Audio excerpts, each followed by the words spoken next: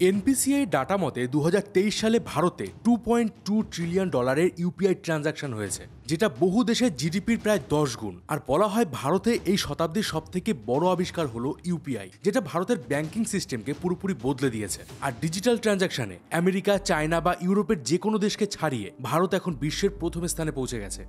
চায়ের দোকান থেকে শুরু করে বড় বড় শপিং মল, সব জায়গায় ইউপিআই ট্রানজাকশন হয়। এমনকি ভিসা বা মাস্টার কার্ডের মতো শক্তিশালী পেমেন্ট সিস্টেমকেও এই ইউপিআই হার মানিয়ে দিয়েছে, যার কারণে ভারতের ব্যাংকিং সিস্টেমের গুণগান আজ সারা বিশ্ব জুড়ে হচ্ছে। তো প্রশ্ন হলো, ভারতে এই ব্যাংকিং সিস্টেম কিভাবে চালু হয়েছিল?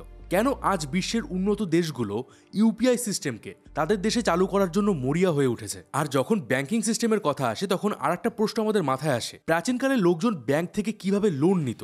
বৈদিক যুগেও কি ব্যাংকিং প্রথা ছিল? আর আপনারা অনেকেই জানেন যে ব্রিটিশরা ভারতে আধুনিক ব্যাংক চালু করেছিল। এবার ব্রিটিশরা তো আর দয়াসাগর ছিল না, তো ভারতে এই যে আধুনিক ব্যাংকিং সিস্টেম তারা চালু করেছিল, এর পেছনে ব্রিটিশদের মোটিভ কি ছিল? আর ব্রিটিশ আমলের কোন ব্যাংক যেটা আজও ভারতে চালু আছে? আর হতে পারে সেই ব্যাংকে আপনারও অ্যাকাউন্ট আছে। আর সব থেকে বড় প্রশ্ন, আজকের এই যে ইউপিআই পেমেন্ট সিস্টেম, এটা কিভাবে এত পপুলারিটি পেল? তো বন্ধুরা, আমি রয়েছি মিঠুন আপনাদের সাথে। আজকে একটা অন্য স্বাদের ভিডিও নিয়ে এসেছি, যেখানে আলোচনা করব ভারতের ব্যাংকিং সিস্টেমের ইতিহাস নিয়ে। ভিডিওর মধ্যে অনেক কিছু জানার আছে, তাই একদম শেষ পর্যন্ত দেখুন।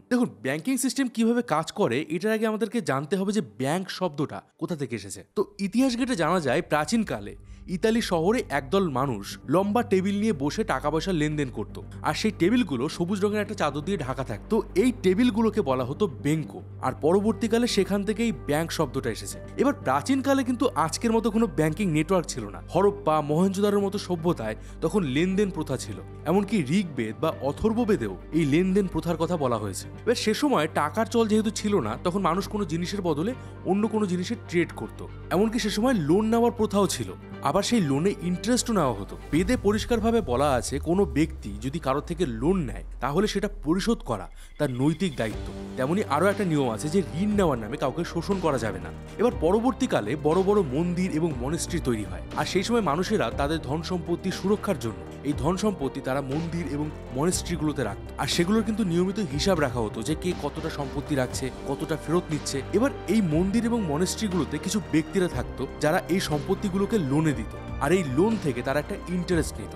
এবার আপনারা নিশ্চয়ই জানবেন যে সে সময় সমাজে বর্ণভেদ প্রথা ছিল। আর এই বর্ণভেদ প্রথা যে কতটা ভয়ানক ছিল তার একটা ছোট্ট উদাহরণ দিচ্ছি। এই যে লোনের উপরে ইন্টারেস্ট নেওয়া হয়, এটা কিন্তু বর্ণভেদ প্রথায় বিভিন্ন বর্ণের উপর নির্ভর করত যে কার থেকে কত পার্সেন্ট ইন্টারেস্ট নেওয়া হবে। যেমন ধরুন, যারা ব্রাহ্মণ রয়েছে তাদের ইন্টারেস্ট একটু কম হয়, আর ক্ষত্রিয় তাদের জন্য ইন্টারেস্ট আরেকটু বেশি, বৈশ্যদের জন্য আরেকটু বেশি। আর সব থেকে বেশি ইন্টারেস্ট দিত সমাজের নিচু বর্ণের শূদ্ররা। তবে লোন নিতে গেলেই কিন্তু লোন পাওয়া যেত না।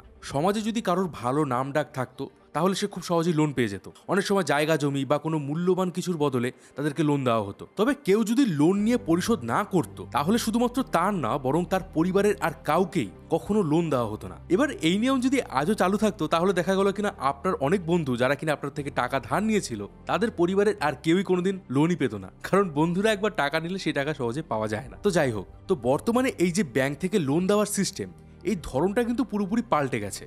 তো প্রশ্ন হচ্ছে, আজকের দিনে দাঁড়িয়ে আপনি যদি কোনো ব্যবসার জন্য, গাড়ি কেনার জন্য বা কোনো আইফোন কেনার জন্য লোন নিতে যান, তাহলে ব্যাংক কিভাবে চেক করে যে আপনি সেই লোনটা আদৌ শোধ করতে পারবেন কিনা? তো এই ব্যাংকগুলো কি করে, আপনার ক্রেডিট স্কোর চেক করে, যেটা লোন নেওয়ার জন্য ভীষণই গুরুত্বপূর্ণ।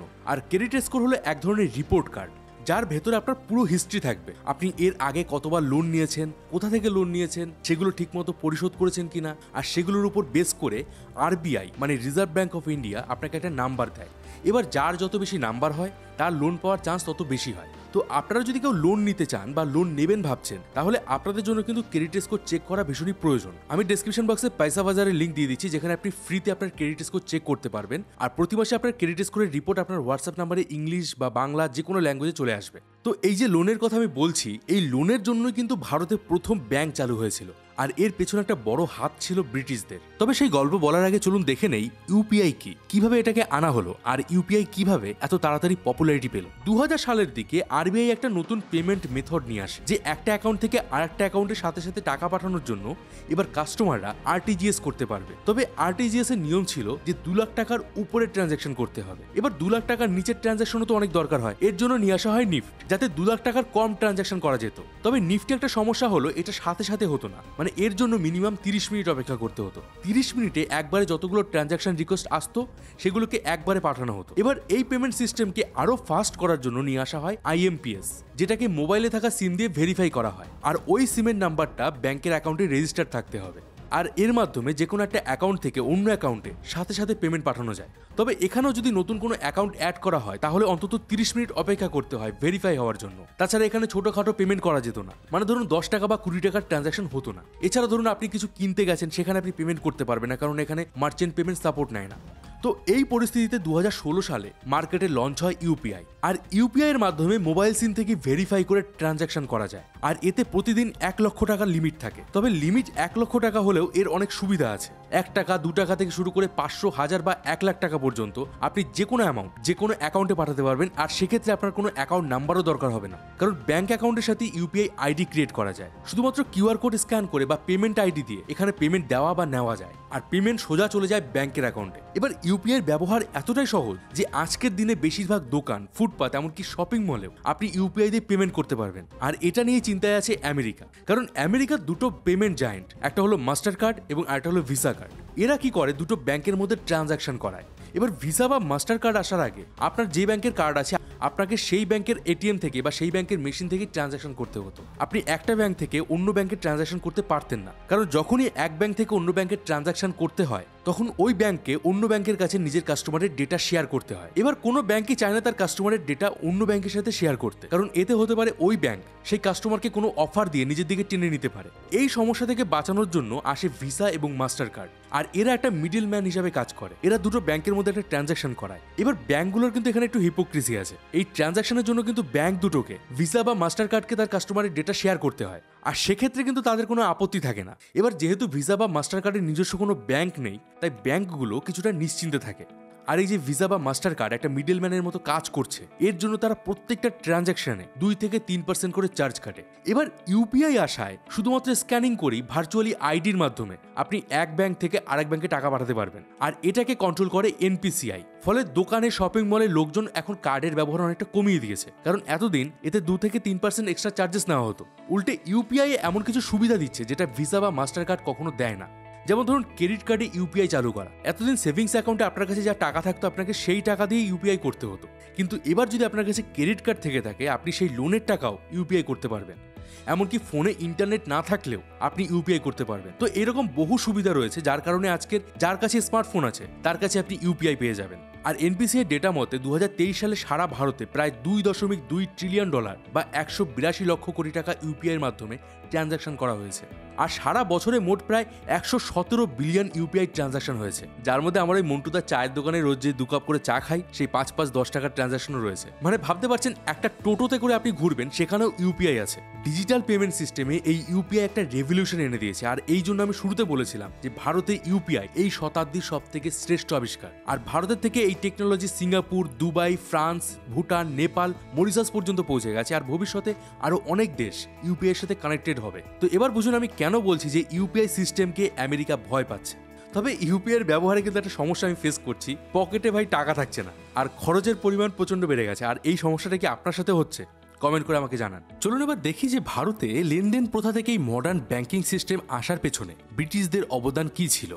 ব্রিটিশরা তো শুরুতে ভারতে এসেছিল ব্যবসা করতে। তারা ভারত থেকে মশলা, রেশম এই সমস্ত কিছু কিনে নিয়ে যেত, কিন্তু তারা ভারতের ভাষা, এখানকার কালচার, কোথায় গেলে কোন জিনিসটা পাওয়া যাবে এগুলো কিন্তু ব্রিটিশরা জানতো না। তখন ব্রিটিশরা কিছু এজেন্সির সাহায্য নিত। এবার এই এজেন্সিগুলো কি করত, লোকাল ব্যবসায়ীদের থেকে জিনিসপত্র কিনে এনে ব্রিটিশদের হাতে দিত। এতে ব্রিটিশদের জিনিসপত্র খুঁজতে কোথাও যেতে হতো না, বা কথাবার্তা বা ডিলিং করতে বেশি সমস্যা হতো না। এবার সময়ের সাথে সাথে ব্রিটিশরা এই এজেন্সিদের মাল বেশি পরিমাণে দেওয়ার জন্য চাপ দিতে থাকে। তখন এজেন্সিরা কি করে, তারা লোকাল ব্যবসায়ীদের উপর চাপ দেয়। কিন্তু লোকাল ব্যবসায়ীদের কাছে এত পরিমাণ টাকা থাকতো না যে তারা একবারে অনেকটা পরিমাণে সামগ্রী কিনবে। তখন সেই সময় এই যে এজেন্সিগুলো ছিল এরাই লোকাল ব্যবসায়ীদেরকে টাকা ধার দিত, বা বলতে পারেন লোন দিত। তার বদলে তারা ওই লোকাল ব্যবসায়ীদের থেকে একটা ইন্টারেস্ট নিত।